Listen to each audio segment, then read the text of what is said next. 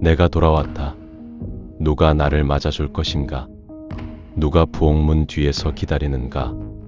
굴뚝에서는 연기가 피어오르고 저녁 식사 때 마실 커피가 끓고 있다. 그대는 아늑한가? 집에 있는 듯한 느낌인가? 모르겠다. 아주 애매하다. 안녕하세요. 프란츠 카프카의 귀가를 맡은 김현서입니다. 귀가라는 작품은 집으로 돌아왔지만 집은 낯설고 사물들은 차갑게 느껴지며 자신이 이곳에 속해 있는지조차 확신하지 못하는 화자의 불안을 담은 작품입니다. 화자가 돌아온 집은 안락한 공간이 아닌 낯설고 불확실한 공간으로 표현됩니다. 연기가 피어오르고 커피가 끓는 모습에서 분명 사람이 거주하는 따뜻한 집일 것만 같은 생각이 들지만 작품 속 집에서는 돌아온 화자를 맞이해주는 사람조차 없습니다. 내 아버지의 집이기는 하지만 물건 하나하나가 그 나름의 용무에 골몰락이라도 하듯 냉랭하게 서 있다. 그들의 용무를 나는 덜어는 잊었고 덜어는 알았던 적이 없다. 나는 부엌문을 두드릴 엄두도 못 내고 그저 멀리서 귀 기울이고 있다. 그저 멀리서 선체로 귀 기울이고 있다. 귀 기울이되 누구에게 들키기라도 하면 깜짝 놀랄 그런 형세는 아니야.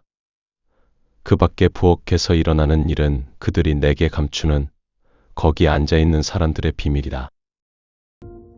화자는 집 안의 물건 하나하나가 냉랭하게 서 있으며 그것들이 본래의 용무를 잃었다고 표현합니다.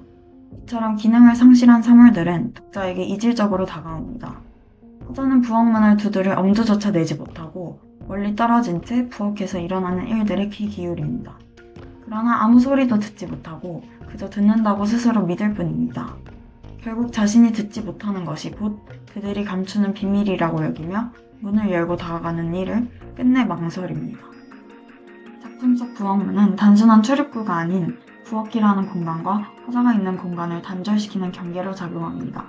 이는 화자의 고립감과 외로움을 더욱 극대화합니다. 뿐만 아니라 집 안의 물건들이 화자를 제외하고 마치 그들만의 이야기를 하듯이 표현하여 화자가 더 이상 집이라는 공간에 수족감을 느끼지 못하는 것처럼 보입니다.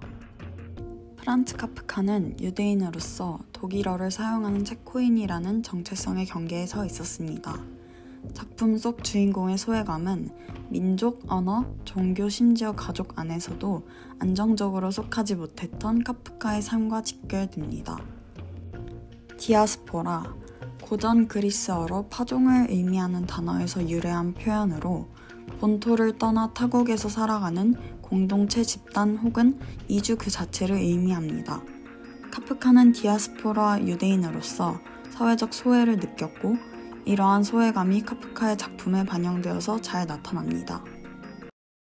그럼 이제 현대 사회 속 소외, 고립 그리고 심리적 붕괴를 영화로 만들어낸 택시 드라이버에 대한 설명을 담은 영상을 시청하겠습니다. 드라이버를 지금 다시 봐야 하는 이유는 단순히 조커가 어마주한 영화여서가 아니라 시간이 갈수록 더 거대해질 수밖에 없을 인간의 소외라는 그 주제를 너무나 사실적으로 다루고 있기 때문입니다. 사회에서 변두리로 밀려난 사람들의 절망감은 점점 더 우리 주변을 메어가고 있습니다. 지금처럼 그 절망감들을 보이지 않는 곳으로 밀어내는 데에도 분명 한계가 다가오게 되겠죠. 물론 이 영화 택시 드라이버 역시도 그 문제에 대한 명확한 해답은 내놓지 못하고 있습니다. 하지만 적어도 그에 대해 가장 진지하게 고민해 볼 수 있는 계기만큼은 이 영화를 통해 가져보실 수 있을 겁니다. 주인공 트래비스 비클은 베트남 전쟁 참전 후 뉴욕으로 돌아온 젊은 남성입니다.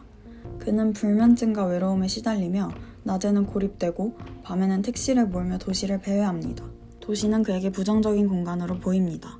그는 사회와 소통하지 못하고 점점 자신의 세계에 갇히게 되며 결국 폭력적 정의감에 사로잡혀 자기 방식대로 세상을 정화하려 합니다.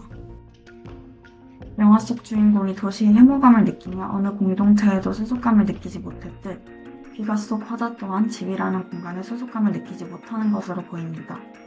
어느 곳에도 속하지 못하는 이방인이라는 불안감은 존재의 필요성에 대해 고민해보게 합니다. 이러한 고민은 현대사회에서도 여전히 유효합니다. 결국 귀가라는 작품은 단순히 물리적인 이동을 넘어서 나라는 존재가 어디에, 왜 있어야 하는지에 대해 고민해볼 수 있는 작품이라고 생각합니다. 어쩌면 우리는 대부분 이런 불안을 안고 살아가며 그 속에서 스스로 존재의 의미를 찾아가고 있는 것이 아닐까요?